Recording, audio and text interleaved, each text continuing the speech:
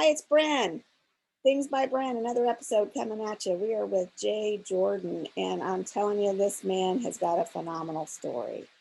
Not only did he do time, he started a business while he was incarcerated with vending machines. And it made it, and then it turned into something else, and it turned into something else, and that turned into something else. So, Jay, tell us about your background. Tell us what's going on in your life right now. Brenda, thank you for having me. It's always great to hop on these podcasts. So I'm Jay. I'm just a normal kid from Stockton, California, right? From an old country preacher from Okmulgee, Oklahoma, and a city girl from Watts. If you ask them how they met, my parents, it's funny because the stories differ slightly, right? My dad says that he used to drive around Watts and, old country boy in his Cadillac. And, this young girl used to try to flag him down every time. And finally he fell, into it and picked her up. And the rest is history. My mom says that this creepy old guy used to follow her home every day. Oh, no. In Cadillac, and finally she hopped in the car. So that's where I'm from. And I always tell folks that, being raised by my father and my mother, two folks who come from two polar different sides of the spectrum there.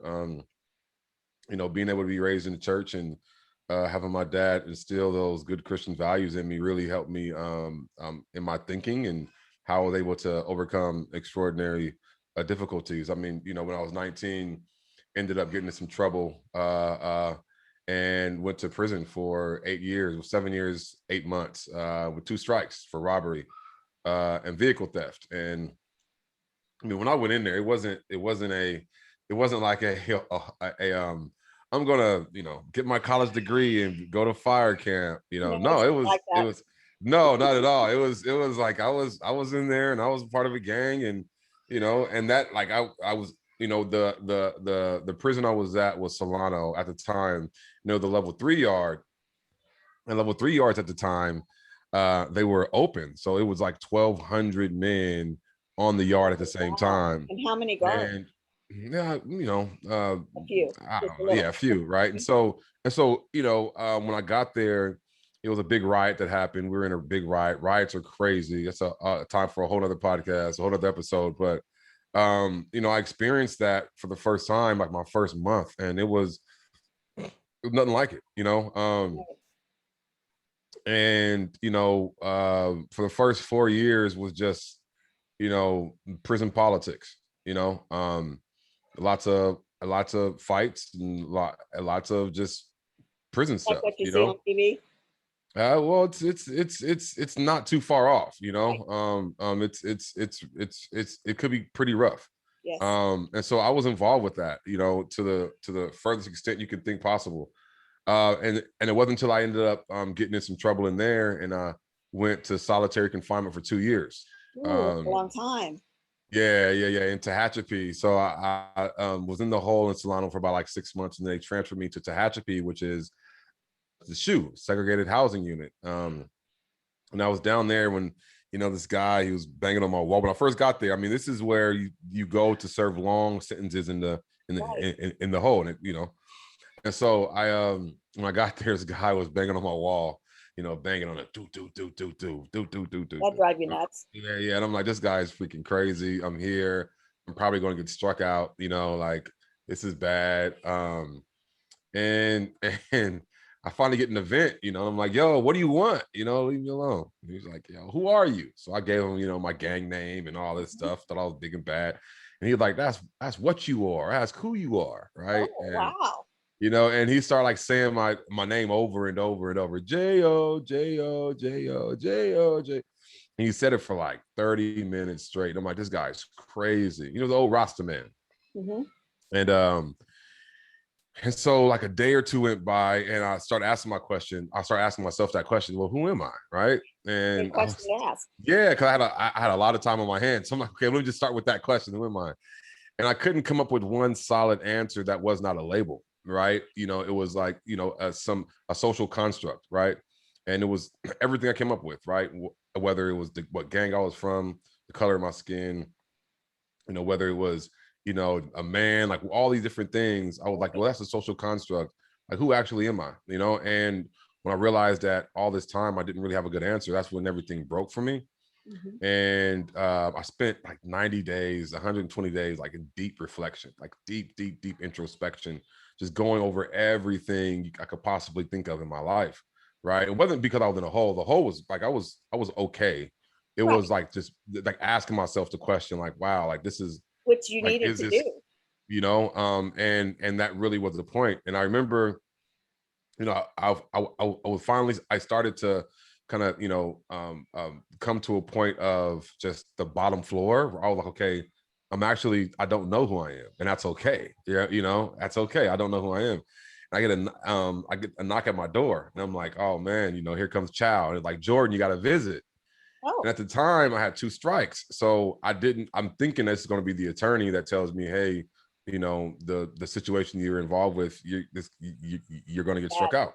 mm-hmm. Yeah. So they put the chains on me, and I walked to the visiting room. And I remember putting my head down because I didn't want to see this public defender, you know, walk in with a disheveled hair and some a thrift store suit. I was like, oh, I don't want to see this. I don't want this to see like I don't want this etched into my brain as like a memory, you know.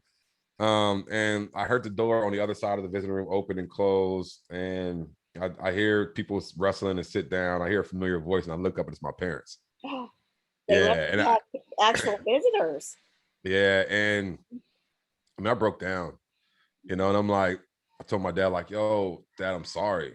You know, I'm sorry. I put a bad name. And my parents, they're not bad people. I mean, we were raised right, you know. I just made bad decisions and hung around, you know, people who I shouldn't have been hanging around. And I can relate to that. Mm-hmm. yeah, and so I was so embarrassed in that moment, like that. I embarrassed you. I like you have a good name in the community. I kind of took that from you, like, you know. And he's like, son, I'm proud of you. Oh man, I start bawling. I start bawling. I start bawling. And I'm like, oh, what do you think you're proud of me? I don't know. You can't be proud of me. No. And he's like, you know, I'm proud of the man you're going to become. And so in that moment, I knew it was okay. So my mom started sending me a bunch of different yeah, my mom started sending me a bunch of literature. While I was in the hole, I didn't get struck out, obviously. And while I was in the hole, I ended up falling in love with writing movie scripts, and you know, studied the stock market, studied studied politics like deeply, like campaignings, So you which made is use of your time. yeah. I wrote like 12 different plays that my mom and my sisters ended up doing at the church, right? Ended up like it was, you know, I wrote a whole book, right? So it was a lot. I did a lot in the whole. I read a lot of books. And I've read my fair share, yes.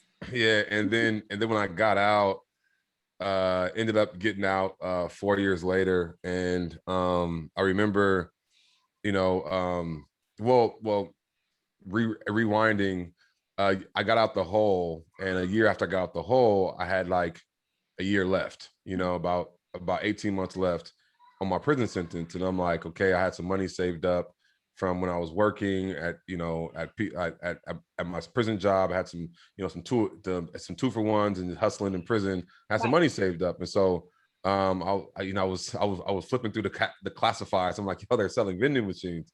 So I found this guy who Leo, and he was like, you know, vending machine for sale. So I'm like, hey, call my sister on the phone. I'm like, hey man, can you do a 3-way with this guy? And she's like, are you sure you want to 3-way with this guy? I'm like, yeah, man, just, you know, I want to introduce myself. You know that it says that you are in a correctional facility. I'm like, I just want the guy to hear my voice, and then you could take the. So I called him, and we timed it just right. Talked to Leo for like a minute.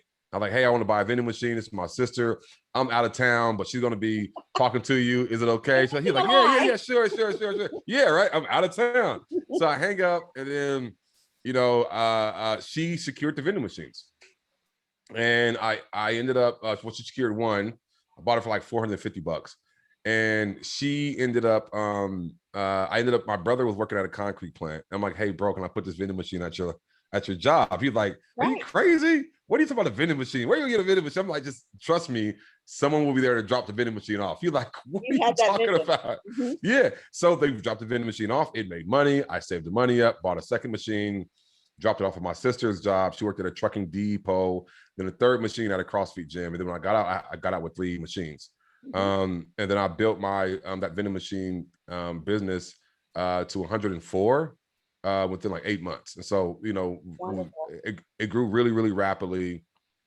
But when I got out, I didn't want to be known as like the vending machine guy. I really wanted to like go back to school and start a business and, you know, sell some insurance and real estate, do these residual income things and, you know, make $1 million before I was 30. I had all these plans, and I really realized that, you know,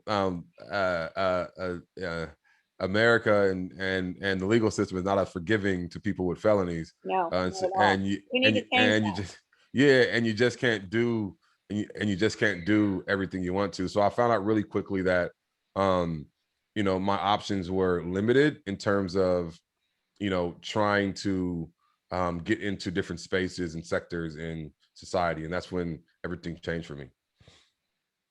So you had great upbringing, great parents. You were raised right, made some wrong decisions, landed yourself in prison for 8 years.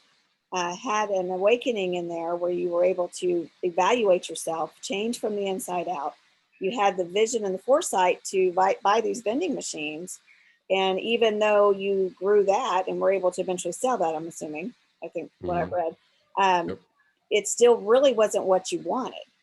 So you then turned that into something else. So talk to us about that. Yeah. So so growing up in Stockton is a nautical city. You know, it was one of the most inner ports in California. So and when the 49ers, so when the 49ers were up there mining, Stockton was the place where they dredged the port, and then, you know, they used to dock, and then, you know, folks used to you know, get the supplies and take it up to the 49ers. So Stockton is a port city, even though it's like very inland, I mean. And so I grew up loving to like fish and do all these different things with my pops, and, you know, so but I got away from that because my pops was like working and doing, and my mom was working, my pops at the church all the time. There was really nothing for I was a latchkey kid, you know. And so you know, when I got out, I saw so many kids like myself that had good parents, come from good stock, or, you know, their parents were struggling, but there was nothing for them to do, no real guidance, no real positive influence outside of their family. And so I was like, well, what if to listen to your family? Yeah, right. And so I was like, well, what if I like created something, you know? It's like that was taught kids about, you know, the world and civics and, you know, the port and you know, how utilities work and just all these different things, how to change a tire and change oil. I'm like, you know, because I can't find a solid job. I might as well just do some good in the world and sell my business. So I sold my business to my business partner at the time, and I had, you know, I had some money, so I started the first 50. It was the nonprofit was called Network Mentoring. I had this idea that I was going to start like a huge mentoring network, but then I focused on the program, the first 50, and the goal was to take 50 students, and have them, you know, like mentor them, then have them mentor another student, and they'll mentor another student, pass it on. And so we took these 50 students, and it turned into 2 years of the best time of my life. You know, these kids changed my life. And you thought you were changing theirs. Yeah, right. So I went to Franklin High School, which was in the east side of Stockton, and, you know, they opened me with open arms. Like, it was, you know, it was the principal. I had a bunch of meetings with the police and sheriffs and DAs and judges for some stuff I was doing with drug court. I was interning at drug court from a relationship I built through my dad. So I was doing a lot of, like, I had a lot of community connections through my dad. Like, he was introducing me to a bunch of people. Like, here, my son is out. He's the guy I've been telling you about. He's super smart. He started a company inside the, you know, so I used to meet. He was really proud of me. So I was meeting all these people, and they were like, oh, you should come and speak here and speak there and speak about your experience. I was speaking while I was doing the vending machine business, trying to go back to school, all these different things. right? Trying to figure out where I fit in the world, getting turned down a lot for jobs and opportunities. And the but like negativity that goes with that, getting yes, Mm-hmm. yeah. So I just kept on going, and finally I said, you know what, this is my calling. Like stop everything, just focus on these kids. And so I did that, and I poured all these connections, and I poured all of that into the First 50. And so like when we launched, we had, you know, the like city council members there. We had our Congress person there. We had our state senator, our state assembly person, the judge, the DA, the sheriff, and the police chief, all like having different portions of, you know, what they do and how government is ran, how the city is ran. So these kids were like, wow, right? Exactly. And their parents were like, wow. And I went through a little thing where the school district told me I couldn't do it on campus because I had a felony. So I decided to do it at my dad's church. So it was a lot of barriers just to get to the First 50. We launched, and over 2 years, I mean, we had 50 kids. It fluctuated up and down, past 50 or below 50, but it just turned into every Thursday and Friday and Saturday, we used to meet at my dad's church down the street from the school. And on Friday, we used to do a classroom session where they would learn about community gardens. Somebody would come and talk about community gardens. And then the next day on Saturday, we'll take them on a field trip to build a community garden. We would learn about, you know, cars, and then they would go and work on cars on Saturday. So it lasted throughout the school years. Exactly. And I mean, because of that, I mean, we did a bunch of community projects, a bunch of cleanups, a bunch of innovative stuff. We got named in 2014 American Red Cross Hero of the Year, right? So it was a lot that happened. All this from a felon. All this from a person with a felony, right? So that lasted, and it ended when I didn't know anything about nonprofits or raising money, so I just spent all my own money. Like I literally was like, let's rent a bus and let's go to Sacramento and meet the, you know, and like my money was going down and down and down. And they were like, what are you doing? My advisors were like, what are you doing? You got to raise money. I'm like, I don't need money. I have money. This money's gonna last forever, but it didn't. But the good part was, you know, my money ran out right when they all graduated high school.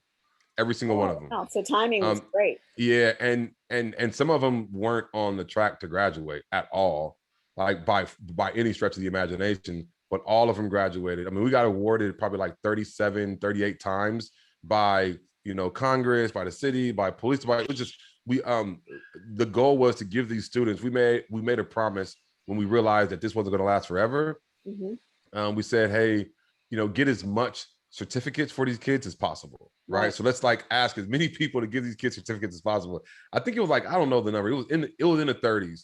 And all these kids walked away with like 30 certificates. And that meant something to them. Yeah, I mean, they use them now to go to college and stuff. So, and get the job. So, I mean, we when that ended, I got a call, which is crazy. I got a call from Jerry McNerney, Congressman McNerney, CD9, California, Congressional District 9. And somebody was watching you.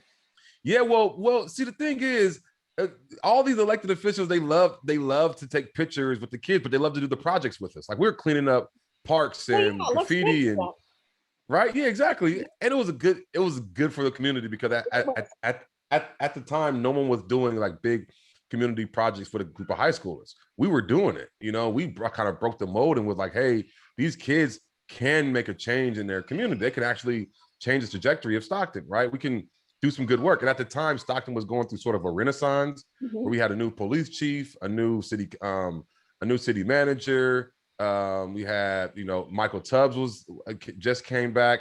So it was a lot that was happening, and I was a part of that. And so he called, I remember the call, and he's like, hey, I'm running for re-election. This was in 2014. And he's like, how would you like to be my field director? And I'm like, what? You know, I'm still on parole. I don't get off parole until the end of, you know, the beginning of 2015. He's like, oh, it doesn't matter. You know, I'm like, you know, hey, look, I got a DUI, man. He was like, oh, it doesn't matter. I'm like, all right, you know, so he took a chance on me, and we won. Need to do that. We won.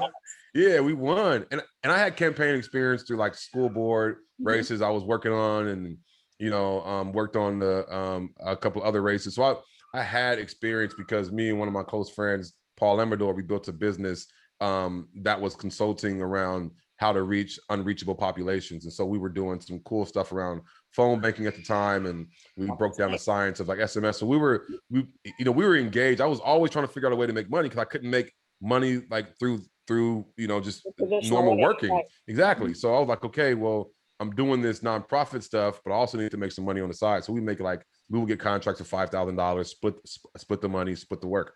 So I had some experience, and we won. We won by a large margin, and we won by using people power. Like they didn't have. So at the time, McNerney's seat at the time was considered like a safe Democratic seat, but like so the Democratic Party didn't send them any resources. So all he had was me.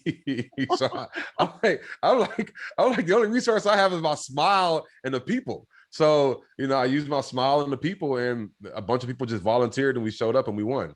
We kicked Tony Amador's butt. So and then after all of this, and he was probably doubting you. Yeah, definitely. Everybody was doubting me. They didn't think I was going to win. But all of this, community building, hours and hours and hours, a bunch of different news reports. There was nobody in Stockton that didn't know who we were, know who I was. If people who were mentoring kids, doing good work. Jay Jordan, he's the guy, the first 50, going around painting trash cans with that white truck with a bunch of paint in the back. Everyone knew who I was, right? And they knew who the kids were. And they knew I was running the McNerney campaign. They knew I did all this stuff, and I still couldn't find a job, right? Still couldn't find a legit job. So I ended up moving. I moved. My parents retired, and they moved to Oklahoma when I got off of parole. My parents stayed in Stockton so they can see me get off parole, and gave me a place to lay my head while I pursued that, and I will be eternally grateful. My dad was like, "Hey, I'm moving to Oklahoma. I'm moving back. I'm taking my girl and I'm moving back to Oklahoma and buying my 40 acres." So he bought 40 acres. He built a house on his farm, and I moved to Los Angeles, and that's when everything really changed for me because I was homeless for about 3 months in Los Angeles, sleeping in my car. Oh wow! And I had gotten. So I was on this high of like just winning this congressional campaign. I moved to Los Angeles and I became homeless, sleeping in my car. And I remember getting a part-time job as an organizer at a faith-based community organization, and I would choose between putting gas in my car or eating, and I would choose like putting gas in my car so I could go to work. Right. And I would like split top ramen in half. I couldn't find a place to live, so that's why I was homeless. I couldn't find a place to live close to my work, so I would just sleep in my car. My granny lives down there, but she lived in assisted living, so I had to like sneak in the back. Yeah, so I had to sneak in the back and and leave before anybody woke up. But most I was sleeping in my car, and I worked my butt off, and I finally found a spot that would rent to me like month 4.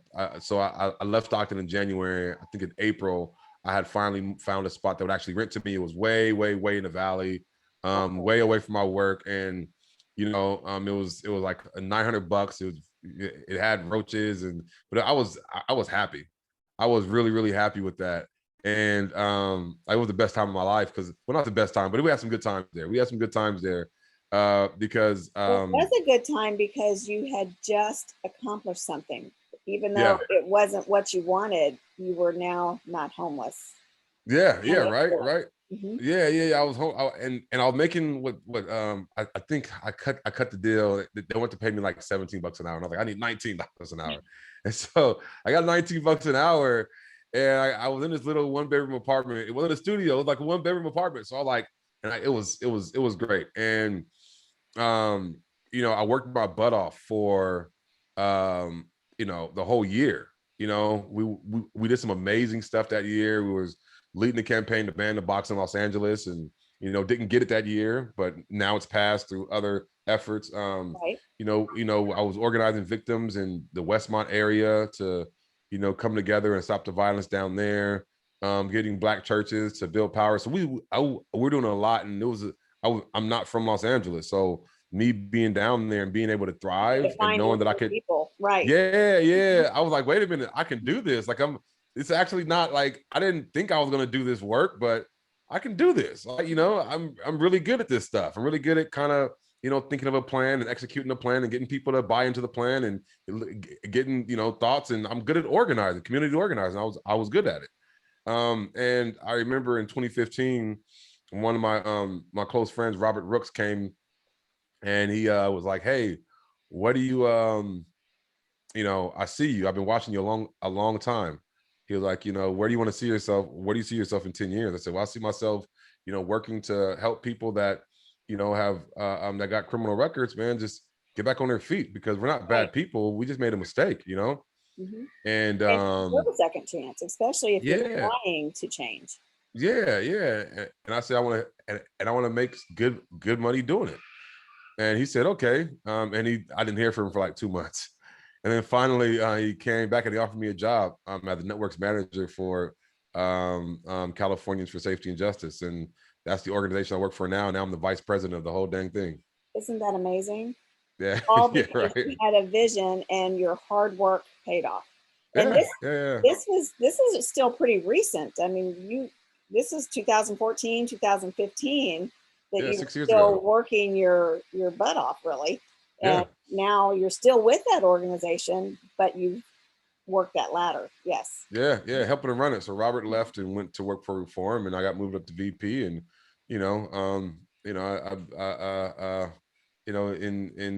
in due time, hopefully, I could be the head of this organization. I Yeah. think, we I was I was I was I was blessed enough to launch and co-found Time Done, which speaks directly to this, right? Right. It's essentially, uh, you know if you do your time is done. Should It be. shouldn't follow It's it the way it shouldn't should be follow treated. you. Right. It shouldn't follow you. I mean, a lot of times people who commit crimes are committing a crime because it's very episodic. It's Hmm. not chronic. you Right. know you wouldn't give somebody chemo if they have a common cold. you No.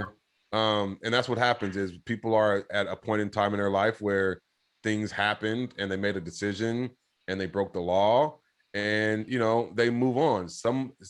Most folks, it's episodic, it's not chronic. And Right. so trying to Majority. use, Hmm. right, and so trying to use, you know, um, like my medical record when I was 19 to make a decision about, a rash that I have on my back when I'm 36 doesn't make any sense. So why No. would you use Yeah. so why would you use a record that is from a time in my life that was episodic to make a decision about the rest of my life, until I virtually leave this planet. And so Time Done is about just passing a law we call sunsets, which essentially gets at that, right? There's a law in the books. It's a federal law. It's called FCRA, the Fair Credit Reporting Act. And within FCRA, there's this commonly held knowledge that after 7 years your record goes away. Well, that's true, right? But it's Not only federal. true. It's only true in the sense that third-party background check companies cannot report on that record, Right. whether it's It doesn't really go away. And exactly. actually federal never goes away unless you get Exactly. pardoned. Yeah. And so it's not only true for criminal backgrounds. It's also a criminal record. It's also true for credit, right? So Mhm. like companies can't report on that. What we want to do is change that state by state and federally to mean if third party background check companies can't report on it, then why are we using it to Yeah, begin with? shouldn't It matter. should it should not matter after 7 years. Right. It should just go away, and that's it. And that Especially if sunsets. you've been an asset to the community. You haven't been in any trouble. You're doing what you're supposed to be doing. Absolutely. I mean, if Yep. you keep repeating your behavior, that's a different story. Yeah. But if you're That's coming chronic. out and you're making a difference and you're being a productive member of society, yeah, let it go. Yeah. Yeah. And that's the difference. And that's the difference between chronic and episodic. Right. Most people who commit crimes, it's very episodic. It's very straightforward. It's very like you ask that person without them incriminating themselves. If you were to say, "Why the hell did you do that?" Hmm. They're gonna have a story for you. It's Yep. gonna be a story. It's gonna be like, man, let me sit down and tell you what I was going through.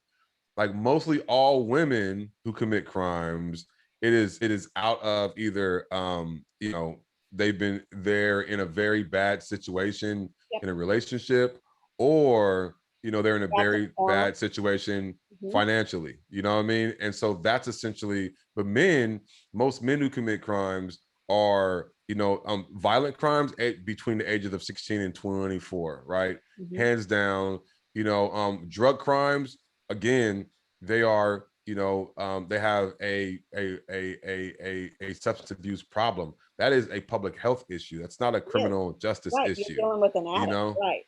Exactly. And so, you know, we overly police and criminalize people's behavior. And then, like, because our laws are the way they are, you know, we do not provide the right remedies for people to ever have a second chance. Like in this country, there is no state right now in this country that if you have a felony, that you can completely erase your record. To your point, it stays on your record for the Mhm. rest of your life. If you have a misdemeanor, then you have some action in some states. You have low-level felonies, you can expunge it. But then what does expungement mean? Expungement only means you have partial Right. shielding, but then the FBI database still holds on to that Yeah. record. So there is absolutely no Try way to getting a get rid of your job with record. the government with that, even though it's been expunged. Yeah. They're going to bring it up. Yep.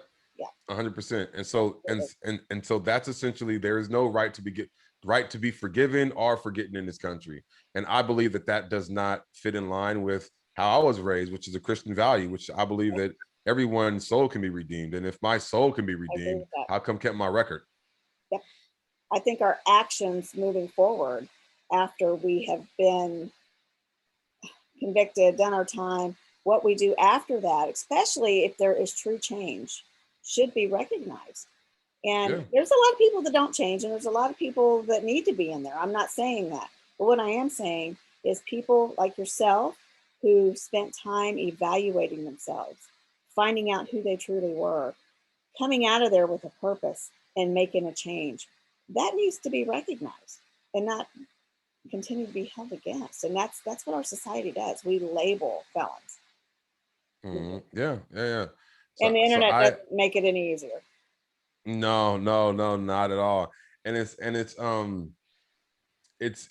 super interesting because I mean, juxtaposed it to something else, right, Brenda? So, you know, if folks who break the law are such bad people, and we should be held accountable for the rest of our lives. Okay, so if we do something, the what what we're saying, if you want to follow that logic, and I love following somebody's logic, right? Because it's the logic. It's like, hey, It is. if you break the rules, then you should never be able to do certain things. Okay, great. Okay, all right, cool. You want to break? Let's do it, right? Bankruptcy. Yep. How many people in '08, right, you Yep. know, broke the rules and, you know, foreclosed on their homes? Hey, they should never be able to get loans ever again, because they, you know, if that's the logic we're They going didn't after, pay right? their bills, right? And Right. but what Right. happens in 7 years? Their credit is redeemed, and they go back out and A buy hundred houses percent. and the A boat, hundred percent. cars, and And what everything. about, Yes. yeah, I got another one. Divorce. Hmm. Hey, hey, That's a listen, you commitment. know, that's a commitment. Hmm. You know, you didn't follow through. You know, the Bible says, like, hey, we're Christians, right? The Bible says that, Right. you know, I and so again, there are these things in society, legal things that happen that are frowned upon, but like, because the criminal side of things are so um tied to the word criminal, Right. that it makes it that much more scary. And the reason, and this is one of the things that, you know, I'm very intentional about, right? Hmm. You know, I don't consider myself felon. I don't consider you, like, anybody.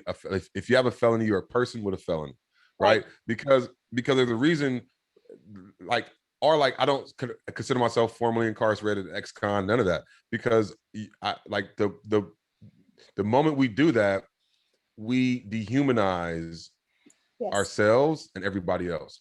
You And know, you're not that when, like, person anymore.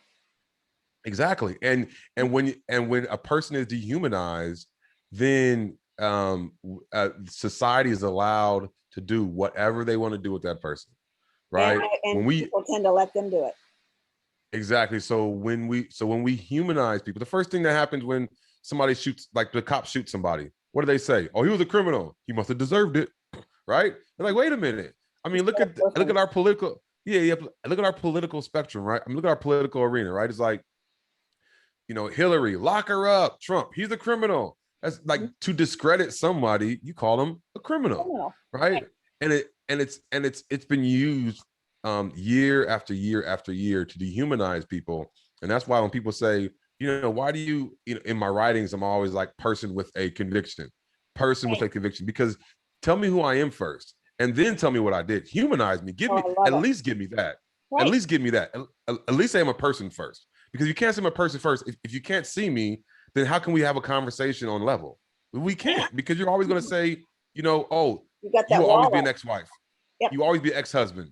Yep. You always be the person you always be a bankruptcy filer.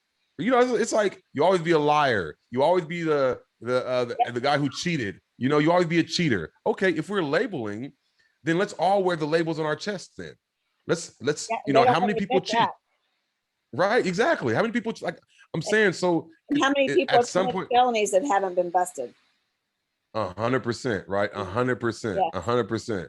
And so there is, at some moment in time, we have to take a deep breath and say, wait a minute, what are we doing here? Because if this was like one or two people, maybe even like 1,000, maybe even 2,000, there's 70 million people that we're talking about.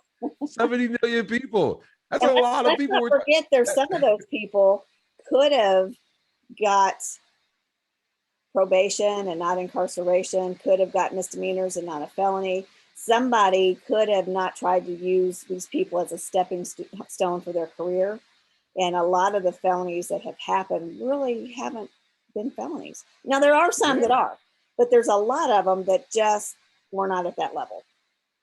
Yeah, and look, I think that we do. I mean, it's government overreach, Yes. And that's why you have both political parties agree that we just incarcerate too many dang people. We arrest too many dang people every single year, and like we like to have a legal record, to have somebody's record. Like, just think how like a lightweight scary this is, though, right? Like, so the American government can use a piece of information against you for the rest of your life.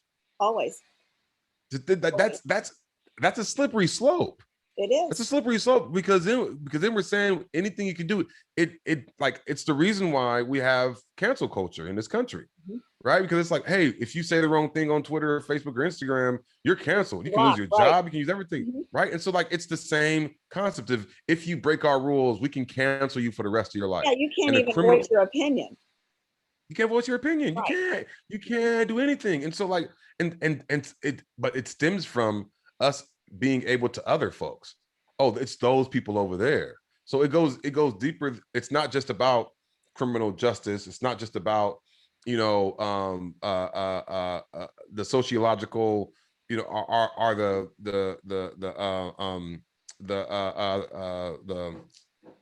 what's this called, the social constructs of the political parties and the affinity groups. It's more fundamental.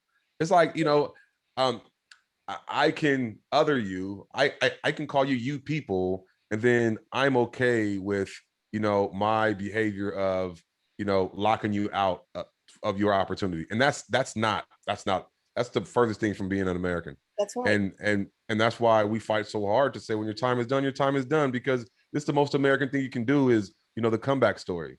Right. How many people actually, and they should be given that chance. But you should 100%. You look at things, the way our culture has changed. If you even go back to biblical days, look at Moses. He killed somebody and fled, and then came back and did what? Did he go to jail? Yeah, he fled. Then look at David. He had somebody killed. There's so many people that have become great. They maybe didn't do time, but they still broke the law, or they still broke the moral concept of something. And I tell people all the time, a speeding ticket is a misdemeanor. Did you ever get a speeding ticket? Have you ever sped? You broke the law. Did you do it on purpose? Probably not. Sometimes you do. But You broke the law. Something that simple Yeah. can still get you in trouble. Yeah, 100%, 100%. Jaywalking, everybody breaks the law in New York City, We you had a know. guy here in Leavenworth who did some time and became mayor, and now works for a prison ministry, and has completely turned his life around. Yeah. And he ran for another office. He didn't win, and it was unfortunate, but his background did have something to do with that. And you still should be looking at what he has accomplished since that time, just like with you. What have you done with your life since you got out? What did you do with your life when you were in there? Right. You soul searched, you changed, you said, I need to change, or it's never going to get better. And when somebody really does that and means it, that world should be open to them for whatever they want to do. You know, other countries, American that's got a felony can't even go in some countries. Yeah. And it could have been 20 years ago. You could have been an 18-year-old kid. Now you're 50 years old wanting to go tour, and you can't because of something that happened 30 some years ago. And Yep. that's unfortunate too. I mean, even Yeah. Canada's hard to get into. Yeah. I mean, yeah. I was. We were we actually went to Niagara Falls. Yeah. What was it, 2 or 3 weeks ago? I took my wife and my babies, and the Canadian side was closed. It actually opens up. I think that it opened up August or September. Anyway, I was like, man. And the Canadian side is like really, really, really, and that's where everything is at. Like, it's not Yeah, on the American side. again. It's, everything is And on the looking Canadian back side. on the American side is even more beautiful. Yeah, yeah, right, The right. Canadian side, Yeah, yeah. Yeah, so I was like, man, I can't even go to Canada. Like, it's right yeah. here. So It's like, right across the street. Yeah, what am I gonna like? What am I gonna like? What am I gonna do? Wreck Canada? Like, what am I right. gonna do? What am Right. I gonna do? It's not I'm like gonna you're going in there with guns blazing and drugs. You know, you're just going over there to sightsee. Yeah, right. It's so crazy. I was like, why do the Canada want me? Like, why can't I go to Canada? I don't know.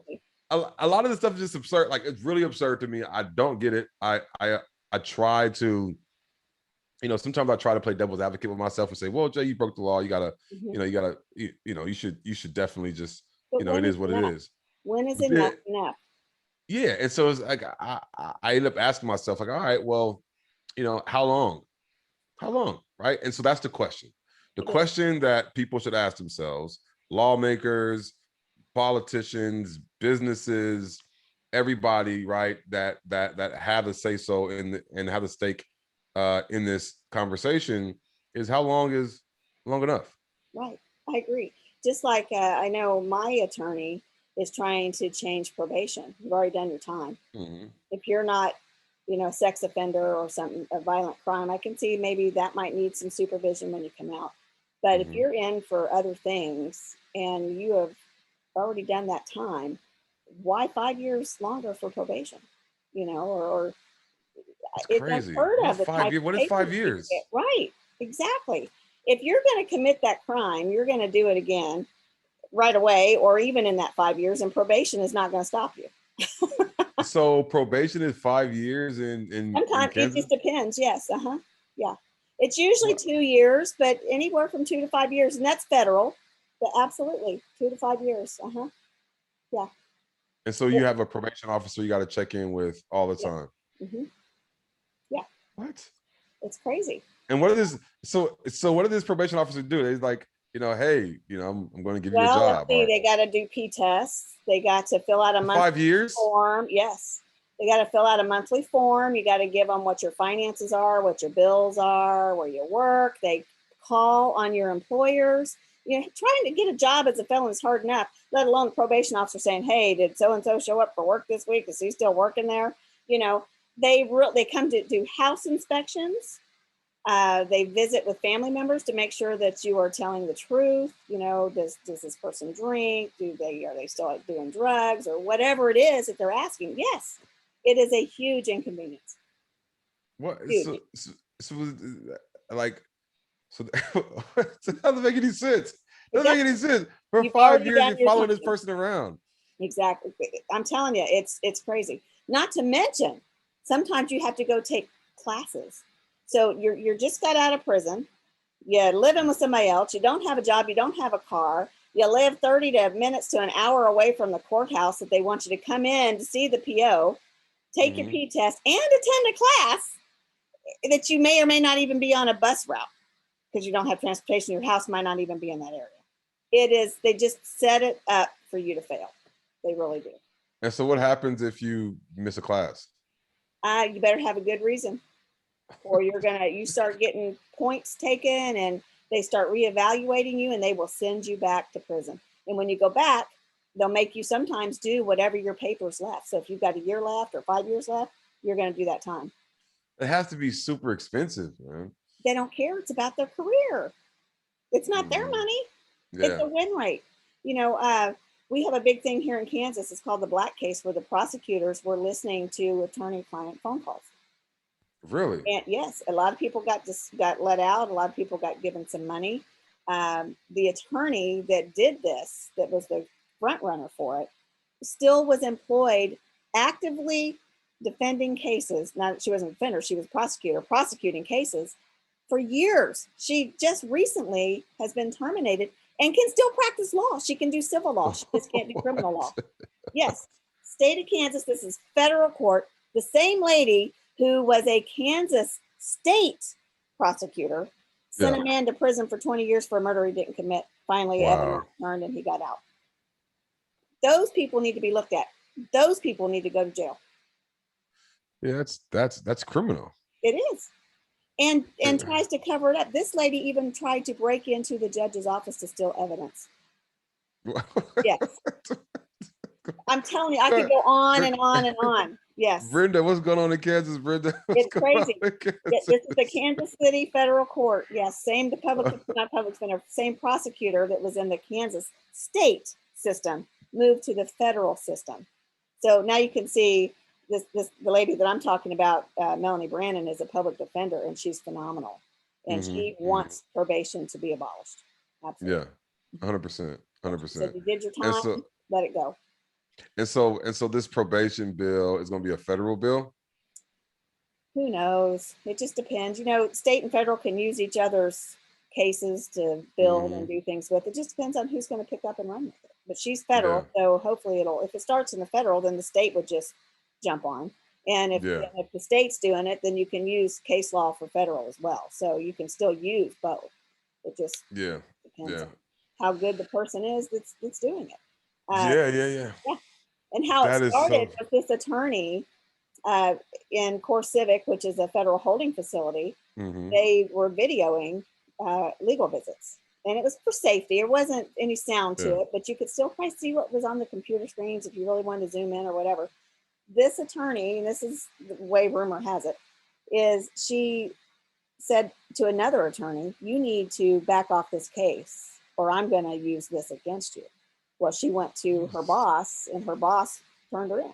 So it just blew up. The prison got kicked in. You're in jail and all of a sudden you're getting your cells kicked in and you got U.S. Marshals coming in here, raiding your cells, looking for all your legal documents and stuff. And they're really not supposed to touch your legal paperwork because these are people who have not been let out or sentenced yet. Yeah. I'm telling you, it's crazy. It's been going on since 2000 and I think 15. Yeah. And they're still not over. I'm still like stuck on this probation being 5 years. Well, not everybody's, but it does. There's people that have probation for life. There are people that have probation for life. Probably sex offenders. I know a gal that she's going to be on the show who has probation for life. They think that she needs that much supervision. Then why did you let her out? If she needs that much supervision, why did you let her out? So yeah, it's just unbelievable what's going on in our system. And again, these same attorneys who were listening to attorney-client phone calls, one of them is now running for the head of Missouri district attorney. Whatever state, whatever that office is called. Yeah, AG, yeah. Yeah, attorney general, absolutely. With this in their background. Now, what makes him a good candidate for that? You went against anything to get what you needed to win a case by listening to privileged phone calls. And I can tell you this because he was my attorney. And I got out early. Yes. I was supposed to do 6.5 years. I got out in 4 because of that. Congratulations. Yep. Mm-hmm. So And before we, I had an awesome public defender. I had a horrible paid attorney, but I got lucky. Because that doesn't usually happen. Yeah, 6.5 years, man. That's a hefty time, Brenda. I'm telling you, but I tell people I don't ever want to go back, but I'm glad I went, because had I not went, I wouldn't have made the changes that I needed to have the life that I have now, to be happy, to have a changed heart, a changed mindset, to see things from a completely different perspective. And I was just going down a path that God just said, I'm stopping you. This is where you're going. And until I came to terms with my actions and what I was doing, I wasn't going to change. So he made sure I was going to make the needed changes. And I'd been a believer for years and was not living the life of somebody that was a follower of Christ. And I needed the change. So now I try to help people. I try to educate people on all aspects of incarceration. I love the success comeback stories because it's possible, it's real, and it can happen. It can happen to you. So if somebody needs to get a hold of you and they want to chat with you, how can they do that? So I'm really simple. I'm like, all you got to do is go on any social media platform and search for Twitter and Instagram is Mr. J Jordan, MisterJay Jordan, Jordan. Okay. I'm the guy in a purple suit, right? On LinkedIn, you can find me at J Jordan. I'm the guy in a purple suit, and my phone number is literally right on my. I know, like right there. That's with you. Call me. Absolutely. It's like call me. Like it's actually my personal phone. This is like I get hundreds of texts every day. Because I text them and I've spoken with them on it, and that's the way it should be. If you're truly reaching out to help somebody, that's what you need to be able to do. Don't hide behind your profile. Because I do the same thing. All my information's out there. Call me, talk to me. Let's get a conversation going. If you've got a story to tell, and if you have overcome those challenges, then let's get it out there. Because the only way we're going to change the law of probation and mandatory minimums on things. I had a mandatory minimum. It didn't matter if it was $1 or $10 million. It was a 2-year mandatory minimum. Jeez. And then they tack on time from that. So it's absolutely ridiculous on some of the things they did. But at the same time, we're not going to make changes if we don't get those stories out there, if we don't talk about it. 100%. Yep. So contact Jay. He is the true turnaround story. Sat in a cell, reevaluated his life, came out of there already an entrepreneur, sold that business, used it to do a nonprofit to help youth. Now he's helping others. He has moved. He's done things, that he's made the necessary changes inside, outside, whatever he had to do to take that next step in life. And you can do it too. You can do it too. So Jay, don't hang up. I'm going to get off of here. I've got something for you. But thanks for joining us. I appreciate it. And get in touch with him if you want to hear more about him.